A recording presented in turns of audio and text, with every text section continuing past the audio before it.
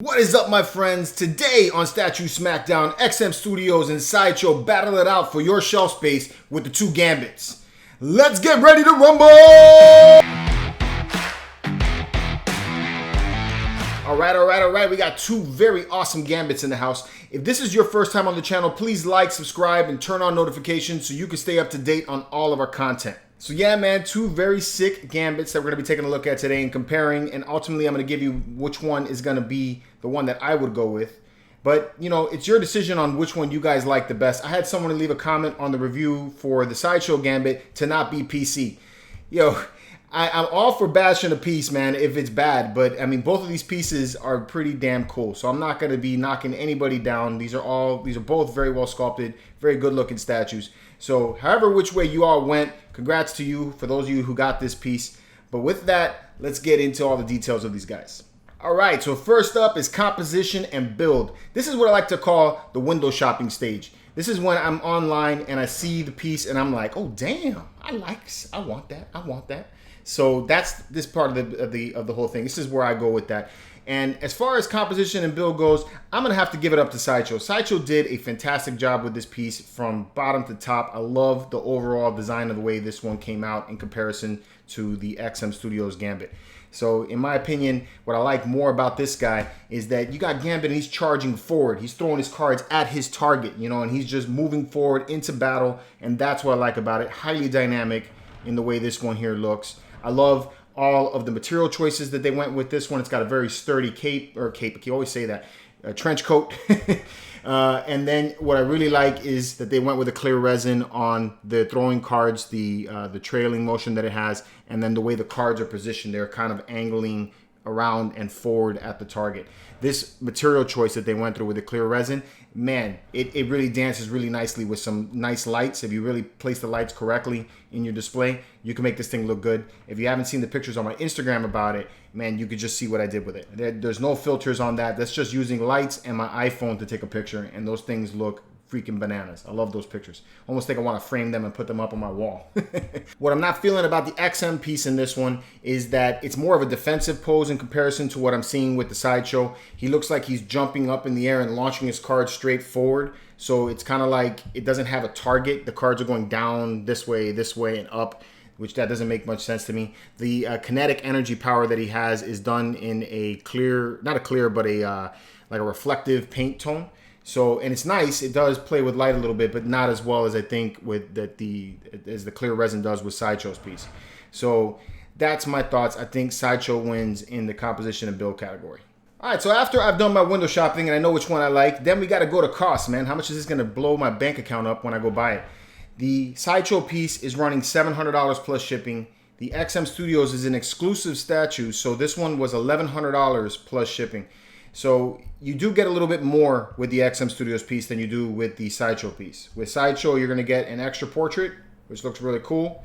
With the XM Studios, you're not only going to get an extra portrait, but you get an optional display for him where you can have him just holding the single card if you didn't want him showing off his kinetic ability there. And then you also get a art print, and you get a very awesome looking plaque card that comes with it, which I love that. That thing is freaking awesome.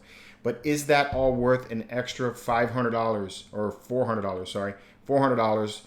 You know, and possibly even more with shipping. But then you got about $300 almost in shipping for this guy. So you're looking at around $1,400 or so, $1,300 to $1,400 versus the XM one. The Sideshow one, which is more like a $50 shipping tag. You know, so it's a wildly different price range. So if you're just looking at that, I'm definitely going to go for the Sideshow. It's definitely more cost efficient. Even though you get a lot of cool extras with the XM piece, it's going to break your bank a lot more than the Sideshow one. So yeah, if you're looking at cost, Sideshow's the winner. All right, another little stickler for some people. This is not quite as heavy weighted when it comes to a category as to my decision making on which one I would buy, but is the edition size. Which one's more exclusive? The XM piece, they only made 800 of them. The Sideshow piece, for the exclusive, they made 2,000. And then for the regular edition, the collector's edition, another 4,000. So 6,000 pieces total when it comes to the Sideshow. That's quite a huge number for statues. I mean, I couldn't believe it when I saw the edition number on it. So if you're looking for an exclusive piece, you know, something that not too many people have, you're going to want to go with the XM Studios. This one here, even though I love the way the statue looks, it's going to be something just like the Wolverine versus Hulk. It's very highly likely that in another 3 or 4 years, we're probably still going to see Gambits still available on Sideshow's site. Although, when I did the review on this, a lot of people contacted me and told me that they ran out and they pre-ordered it the minute they saw my review. So it's very possible that there's so many more people out there that have seen it and are currently ordering it and waiting for reviews.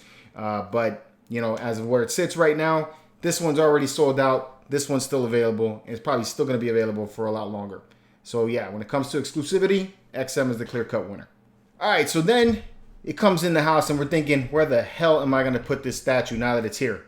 So shelf space. How much space is this thing going to take up? The displayability in your collection. Which one here is the clear-cut winner? XM has it on this one. Most of the time it's Sideshow that wins in this category.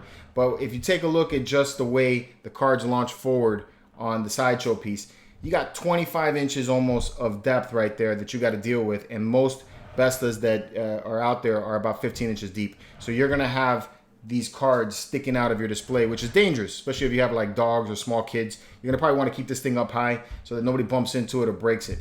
The XM piece, on the other hand, it's got a very compact looking base. He's mostly tall, so it's so skinny though you can fit this thing into a DTOF. So this guy here is definitely much more displayable than the Sideshow piece. Very easy to put this on any type of display that IKEA makes or even a custom.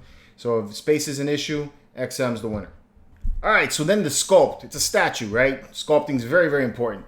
So at first I was going to give this to XM, but then I looked over the Sideshow again, and the Sideshows just look so badass that I think that in this case it's a tie. If you're looking for something that's highly textured and has a lot of different details, a little bit of extras, you know, veering a little bit away from what the comic accuracy is, the XM is the clear-cut winner in that case. It has a lot of nice texturing up in the upper torso, which looks badass. The lower half of the base has a lot of wear and tear, and you have these metallic areas which look really fantastic, you know, so I love the way all of that looks. And then in the trench coat, you even have these little X logos which look dope. So that's where XM excels at. Sideshow's is a little bit more simpler, has a little bit more of a comic take to it, but it still looks really sick. I love that they decided to go with a Danger Room base instead of a Sentinel base. That's also something unique to Sideshow. Nobody else is doing that. You have this mechanized arm that's blasting out of the Danger Room base, which looks cool. You know, he's jumping forward. You know, the sculpt on that looks really good. The twist in the body has a lot of dynamic motion to it, which looks really good. I love the way the trench coat is flowing back like that. I mean, everything about this, as far as sculpt-wise goes, looks fantastic. So while it may not have all of the texture that this guy has over here, this thing is still one badass piece. So when it comes to sculpting, I think it's a clear-cut tie. All right, so now it brings us to paint. Which one here looks better as far as paint-wise goes? Now in this case here, I'm gonna have to give it back to XM on it. They did a better job when it comes to painting. There's a lot more color in this one here than there is on the Sideshow piece. The Sideshow one, they decided to go with a black tone for the pants. XM went with a dark blue for it, so it gives you some shading in there, some highlights that you can throw into it, which looks really fantastic. I love the way they did the metallic boots. That looks really cool. The Sentinels bring in some more color right there. I really love in the way they did this like wear on the inside of the engine here. So it looks like, you know, the fire that comes from it actually burnt the metal, which looks really cool.